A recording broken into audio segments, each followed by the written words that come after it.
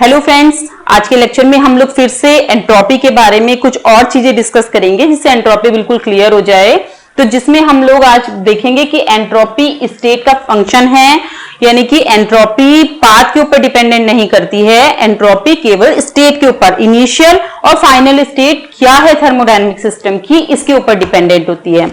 फिर हम एंट्रोपी के टर्म में सेकंड लॉ ऑफ थर्मोडायनेमिक्स को एक बार और अच्छे से डिस्कस करेंगे और ये भी देखेंगे कि जो केल्विन प्लैंक स्टेटमेंट है और क्लॉसियस स्टेटमेंट है वो कंसिस्टेंट है with second law of thermodynamics. और थर्ड पॉइंट पे हम लोग change in entropy of an isolated system, isolated system के लिए एंट्रोपी चेंज क्या होगा ये डिस्कस करेंगे और फाइनली आइसेंट्रोपिक प्रोसेस के बारे में डिस्कस करेंगे। फ्रेंड्स, मैंने पिछले 2 लेक्चर बनाए हैं एंट्रोपी के, अगर आपने वो नहीं देखे हैं तो आप उसको जरूर देखिएगा, उससे आपको ये भी क्लियर हो जाएगा कि एंट्रोपी क्या है, अवेलेबल एनर्जी के टर्म में, रैंडमनेस के टर्म में, डिसऑर्डर के टर्म में एंट्रोपी को कैसे एक्सप्रेस किया जाता है। और साथ में रिवर्सिबल प्रोसेस के लिए भी मैंने प्रूव करके दिखाया था कि चेंज इन एंट्रोपी क्या है और इरिवर्सिबल प्रोसेस में चेंज इन एंट्रोपी क्या है और क्लॉसियस का एंट्रोपी के लिए क्या लॉ है वो भी मैथमेटिकली मैंने पिछले लेक्चर में आपको सॉल्व करके दिखाया था। इस लेक्चर में मैं आपको बताऊंगी कि जो एंट्रोपी है वो स्टेट का फंक्शन है। तो स्टार्ट करते हैं वही इंडिकेटर डायग्राम से। हम इंडिकेटर डायग्राम यानी P और B के बीच में जो कर्व होते हैं उनको इंडिकेटर डायग्राम कहते हैं। उसमें आपने 2 पॉइंट ले लिए हैं, एक इनिशियल और एक फाइनल। ओके, यानी इनिशियल पॉइंट पे कोई थर्मोडायनेमिक सिस्टम है और हम कुछ थर्मोडायनेमिक प्रोसेस लगा रहे हैं और उसको एस पोजीशन पे ले गए हैं फाइनल स्टेट में। तो स्टेट को कैसे डिफाइन करते हैं? प्रेशर, वॉल्यूम और टेम्परेचर से। तो कोई मान लिया thermodynamic system P1, V1, T1 इस स्टेट से आपने डिफाइन किया है और इस थर्मोडायनेमिक सिस्टम पर आपने किसी तरह के थर्मोडायनेमिक प्रोसेस किए हैं। वो डिपेंड करता है किसी भी तरह के हो, कि प्रेशर इंक्रीज कर रहे हो, वॉल्यूम इंक्रीज कर रहे हो, जो भी है। और फाइनली आपने इस थर्मोडायनेमिक सिस्टम को इस पास से इस फाइनल पोजीशन पे पहुंचा दिया है जहां पे इसकी स्टेट P2, V2 और T2 से डिफाइन की जा रही है। ओके, अब हमने क्या किया, ये पाथ 1 लिया और अगर आपने इसी से शुरू करके किसी और पाथ से फाइनल पोजीशन पे पहुंचाया, ये पार्ट 2 लिया, तो अब हम देखेंगे कि इस पर्टिकुलर एग्जांपल में कि जो एंट्रोपी है, एंट्रोपी में मैंने आपको बताया था एक स्टेट वेरिएबल है, लेकिन अभी हम प्रूव कर रहे हैं। क्लॉसियस ने इंट्रोड्यूस किया था एंट्रोपी को जब वो सेकंड लॉ ऑफ थर्मोडायनेमिक्स को फॉर्मुलेट कर रहे थे। उनका सेकंड लॉ ऑफ थर्मोडायनेमिक्स का जो पॉइंट था वो रेफ्रिजरेटर के लिए था, फिर मैं आपको बार बार रिमाइंड करती रहती हूँ।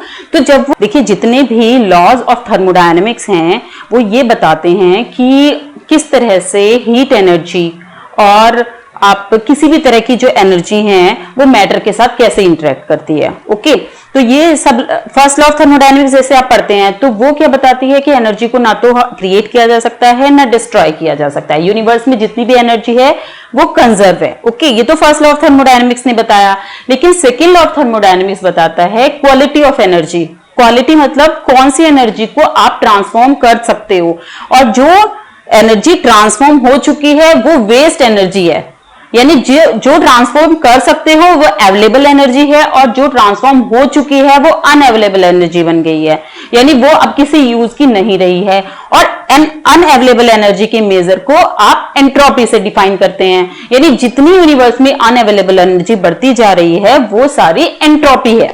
ओके, इंक्रीज इन एंट्रोपी बढ़ते चले जा रहे हैं, क्योंकि जितने भी प्रोसेस, नेचुरल प्रोसेस होते हैं यूनिवर्स में वो सारे प्रोसेस इरिवर्सिबल प्रोसेस होते हैं। रिवर्स कुछ एक्सेप्शन को आप छोड़ दें जो रिवर्सिबल प्रोसेस हैं, उसके अलावा मोस्टली जितने भी प्रोसेस हैं नेचुरल प्रोसेस वो सब इरिवर्सिबल प्रोसेस हैं। और इरिवर्सिबल प्रोसेस में अवेलेबल एनर्जी कम होती है और अनअवेलेबल एनर्जी बढ़ती चली जाती है, डिसऑर्डर बढ़ता चला जाता है और डिसऑर्डर बढ़ने से एंट्रोपी इंक्रीज होती चली जाती है। ये मैं आपको अपने पहले लेक्चर में अच्छे से एक्सप्लेन कर चुकी हूं।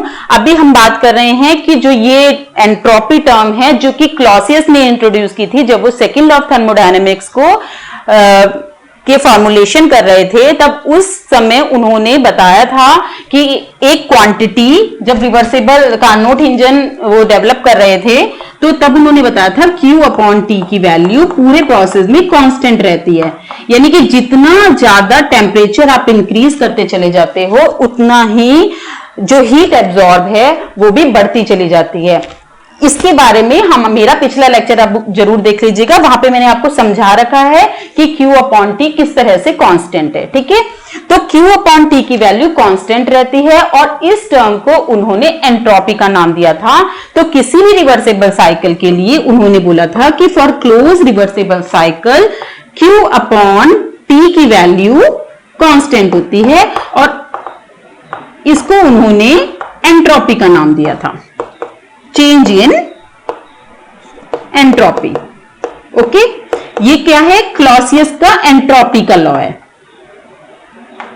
रेफ्रिजरेटर का लॉ तो अलग है, क्लॉसियस लॉ ये पिछले लेक्चर में मैंने आपको बताया था।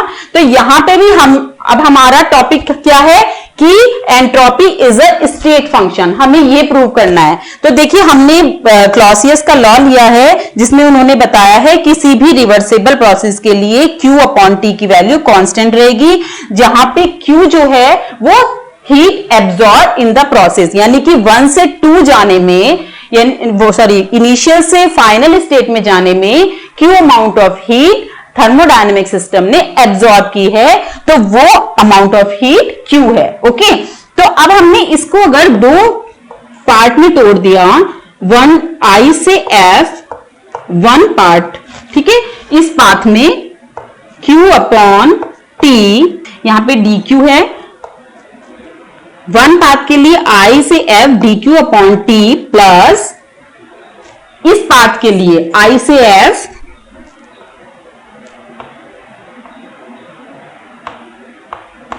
F से I इज इक्वल टू, देखिए क्लोज पाथ करना है, इनिशियल स्टेट में आ जाए, यहां से गया यहां से आया। क्लॉसियस का लॉ तो पूरे क्लोज पाथ के लिए ना, क्लोज रिवर्सिबल पाथ के लिए, तो ये कितना होना चाहिए?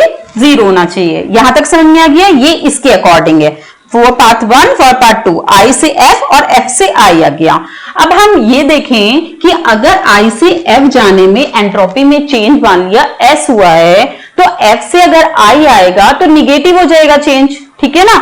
अगर I से F जाने में चेंज इन एंट्रोपी पॉजिटिव है तो F से I आने में चेंज इन एंट्रोपी निगेटिव हो जाएगा। तो हम I से F dq/T for part 2 is equal to हो जाएगा negative of F2I dq/T for part 2। इसमें कोई प्रॉब्लम तो नहीं है। तो इसमें अगर इसकी वैल्यू हम निगेटिव साइन यहां लगा देगा, इसके इक्वल हो जाएगी, तो यहां पे हम इसको लिख सकते हैं। देखिए यहां पे हमने क्या कर दिया? माइनस साइन किया, मैं डायरेक्ट यहीं पे करके दिखा रही हूं। 2 यहां पे हम I से F कर सकते हैं, कोई प्रॉब्लम नहीं है। फिर हम इस वाली क्वांटिटी को इसके 0 के इधर ले जाएंगे, तो हमें ये मिला है I से F dq/T for path 1 is equal to integration of I to F for part 2 dq/T। अब इस रिलेशन से हमें क्या पता चल रहा है? इस रिलेशन से हमें पता चल रहा है कि चाहे आप थर्मोडायनेमिक सिस्टम को पाथ 1 से लेके जाएं तब भी चेंज इन एंट्रोपी, ये चेंज इन एंट्रोपी बता रहा है, चाहे हम पार्ट 2 से I से F लेके जाएं तब भी चेंज इन एंट्रोपी दोनों इक्वल होंगे। तो हमने ये प्रूव कर दिया है कि जो चेंज इन एंट्रोपी जो कि एक थर्मोडायनेमिक वेरिएबल है, ये स्टेट का फंक्शन है, it is a state variable, वो पाथ के ऊपर डिपेंडेंट नहीं है। जिस तरह से इंटरनल एनर्जी आपने प्रूव की थी कि वो भी किसी भी सिस्टम की स्टेट के ऊपर डिपेंडेंट होती है, पाथ के ऊपर डिपेंडेंट नहीं होती है, इसी तरह एंट्रोपी भी एक थर्मोडायनेमिक वेरिएबल है जो एक स्टेट का फंक्शन है, वो पाथ के ऊपर डिपेंडेंट नहीं है। ठीक है, वर्क जो है वो पाथ डिपेंडेंट है। तो हमारा फर्स्ट पॉइंट क्लियर हो गया है। कोई भी कंफ्यूजन हो तो आप कमेंट में भी पूछ सकते हैं और वैसे भी पूछ सकते हैं व्हाट्सएप के थ्रू भी। देखिए सेकंड है formulation of second law of thermodynamics. देखिए इसी से ही हम सेकंड लॉ ऑफ थर्मोडायनेमिक्स को फॉर्मुलेट करेंगे। क्लॉसियस के according dq upon dt is equal to क्या है, चेंज इन एंट्रोपी। तो मान लिया ये S2 माइनस S1 के इक्वल है। I और F मान लिया बहुत पास पास हैं, तो आप जैसे गए और ऐसे आगे, तो आपने इसको हटा के dq, यहां पे t आता है, इसे ds लिख सकते हैं। तो हमारे पास फॉर्मूला है dq is equal to t ds, और ये सेकेंड लॉ ऑफ थर्मोडायनेमिक्स है। Mathematically second law of thermodynamics इस तरीके से भी डिफाइन कर सकते हैं। अब हम पहले इसको हटा देते हैं।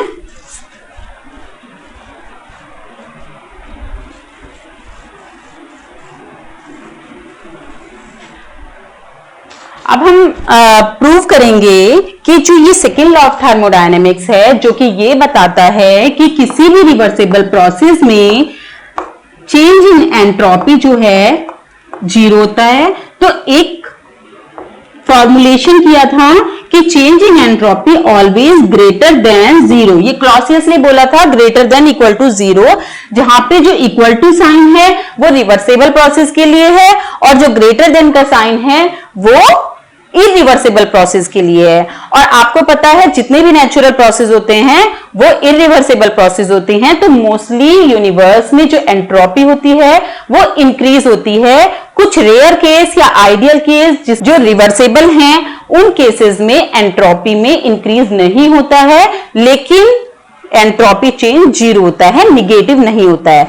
That means entropy negative, change in entropy negative not possible. ये आपको माइंड में हमेशा ध्यान रखना है, कभी भी चेंज इन एंट्रोपी नेगेटिव नहीं होता है। अगर आप किसी सिस्टम की एंट्रोपी को डिफाइन कर रहे हैं तो किसी समय अगर किसी प्रोसेस में सब्सटेंस की एंट्रोपी डिक्रीज हो रही है तो उसी समय उसके सराउंडिंग की एंट्रोपी इंक्रीज हो रही होगी। तो अगर रिवर्सिबल सिस्टम है तो वो चेंज इन एंट्रोपी जीरो हो चुकी होगी, अगर इरिवर्सिबल है तो टोटल सिस्टम प्लस सराउंडिंग की एंट्रोपी इंक्रीज होगी। ठीक है, इंडिविजुअली तो आप मान सकते हैं कि एंट्रोपी डिक्रीज हो रही है, जैसे कि फॉर एग्जांपल अगर किसी सिस्टम में से हीट को निकाला गया है तो इस सिस्टम की एंट्रोपी डिक्रीज हो रही है, सराउंडिंग की एंट्रोपी साइमल्टेनियसली इंक्रीज हो रही है। ठीक है, तो हमेशा टोटल चेंज इन एंट्रोपी जो होगा वो हमेशा जीरो या फिर उससे ज्यादा ही होगा।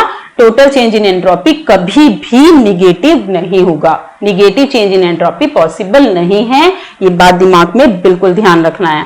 अब हमें ये बताना है कि जो सेकेंड लॉ ऑफ थर्मोडायनेमिक्स है वो कंसिस्टेंट है with Kelvin Planck statement and Clausius statement. फिर से मैं आपको याद दिला दूं कि जो केल्विन प्लैंक का स्टेटमेंट है वो ये कहता है कि पूरी तरह से अगर किसी सोर्स से आप हीट ले रहे हैं तो उस पूरी हीट को कंप्लीटली वर्क में कन्वर्ट नहीं किया जा सकता है। ठीक है, तो आपको स्टेटमेंट याद है कि उन्होंने ये बोला था कि अगर किसी हीट इंजन को वर्क कराना है या किसी भी रिवर्सिबल प्रोसेस में हीट इंजन को वर्क कराना है तो सोर्स के साथ एक सिंक की भी जरूरत होगी। बिना सिंक के ये हीट इंजन जो यहाँ पे वर्किंग सब्सटेंस लेते थे ना, ये रन नहीं करेगा। अगर ऐसा हुआ, इसमें क्यू हीट ली और क्यू हीट को पूरा वर्क में कन्वर्ट नहीं कर पाएगा।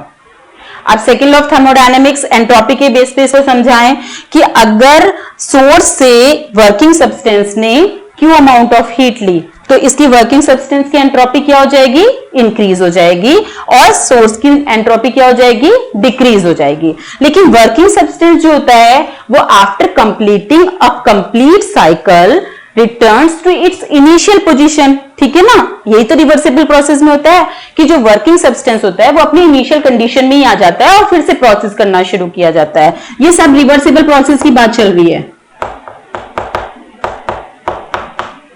तो सोर्स से वर्किंग सब्सटेंस ने हीट ली और इसे कंप्लीटली अगर वर्क में कन्वर्ट कर लिया, कॉन्ट्राडिक्शन ले रहे हैं, तो सोर्स की जो एंट्रोपी है उसमें क्या हो जाएगा, कमी आ जाएगी, निगेटिव एंट्रोपी हो जाएगी इसकी। और वर्किंग सब्सटेंस क्योंकि इनिशियल कंडीशन में आ चुका है तो इसकी जो एंट्रोपी है वो उसमें चेंज 0 हुआ, तो टोटल चेंज इन एंट्रोपी क्या हो जाएगा, निगेटिव, जो कि पॉसिबल नहीं है।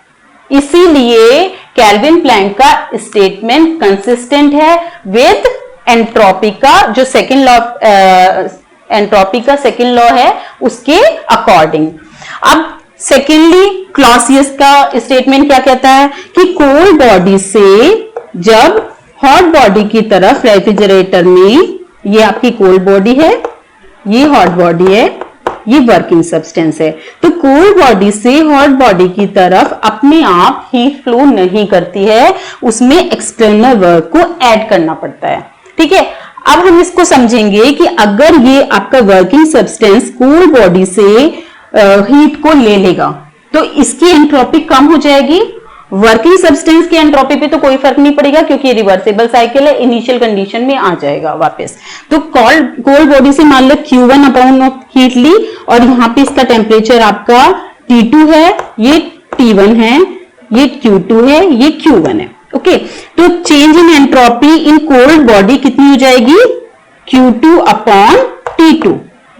इसकी एंट्रोपी में क्या हो रही है, कमी हो रही है क्योंकि हीट इससे बाहर निकल रही है, तो निगेटिव साइन से रिप्रेजेंट करेंगे इसको। अब वर्किंग सब्सटेंस ने यहां से इतनी हीट इसमें डाल दी है तो इसकी एंट्रोपी इंक्रीज हो गई है, कितने अमाउंट में इंक्रीज हो गई है, Q1 अपॉन T1 पॉजिटिव में। ठीक है, तो वर्किंग सब्सटेंस वापस अपनी इनिशियल कंडीशन में आ गया है, तो वर्किंग सब्सटेंस की एंट्रोपी में 0 चेंज हुआ और टोटल सिस्टम की एंट्रोपी में कितना चेंज हुआ, this change in entropy plus this change in entropy, तो टोटल चेंज इन एंट्रोपी कितना हुआ, इतना हुआ। अब देखो T2 की वैल्यू कम है इन कंपैरिजन टू T1 क्योंकि T2 आपका कोल्ड बॉडी है और T1 हॉट बॉडी है, तो निगेटिव वैल्यू आपकी बड़ी होगी in comparison to this positive quantity. तो इसका मतलब है total change in entropy negative हो जाएगा अगर हम बाहर से कोई वर्क ऐड नहीं करेंगे और निगेटिव एंट्रोपी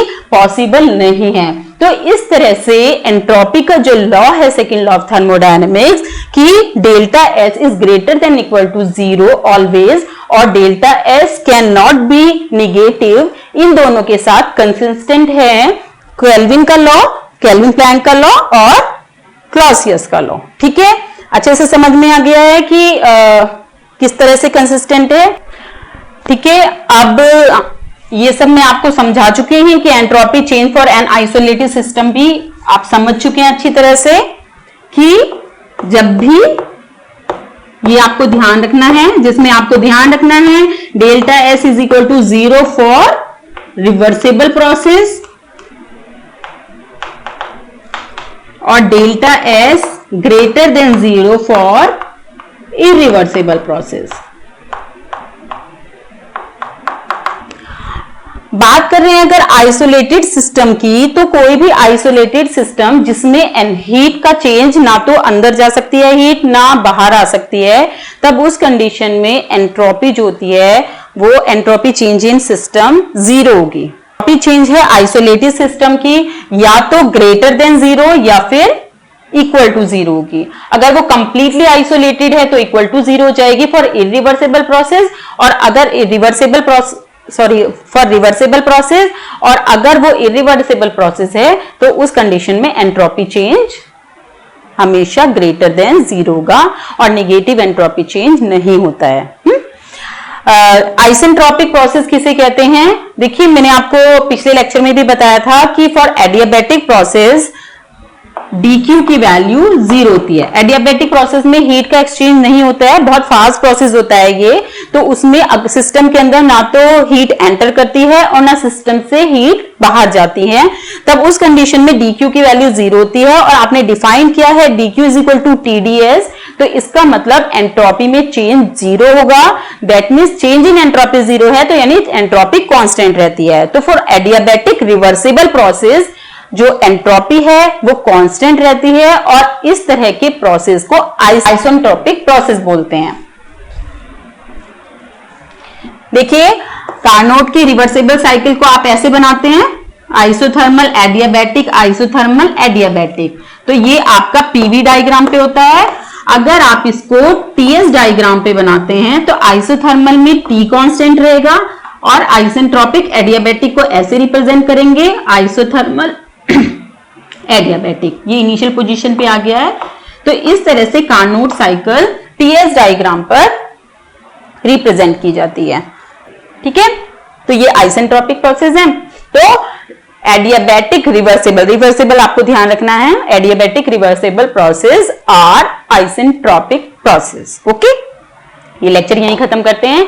नेक्स्ट लेक्चर में हम एंट्रोपी का थोड़ा सा और पढ़ेंगे, एंट्रोपी के बारे में, और फिर इस एंट्रोपी चैप्टर को कंप्लीट करके थर्ड लॉ ऑफ थर्मोडायनेमिक्स पढ़ने वाले हैं। Thank you.